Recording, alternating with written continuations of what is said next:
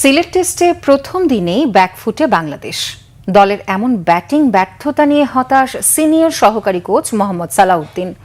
দিন শেষে সংবাদ সম্মেলনে তিনি বলেন, প্রথম দিনে দলের ব্যাটিং বোলিং কোনোটিই ভালো হয়নি। চেষ্টা থাকবে যত দ্রুত সম্ভব এই অবস্থা থেকে বের হয়ে ম্যাচে ফেরার।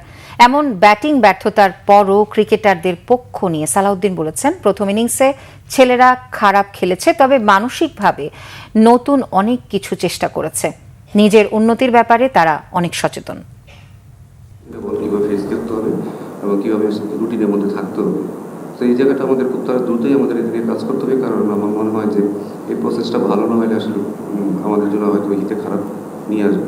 তো এই জায়গাগুলো আমাদের খুব তাড়াতাড়ি ছেলেদের বুঝতে হবে যে কীভাবে আসলে রুটিনটা করতে হয়। মিস্টেক আপনি করতে পারেন, বাট যদি আপনি রিপিটেডলি মিস্টেক করেন তাহলে সেটা একটা বড় ধরনের আসলে আমাদের ভুল।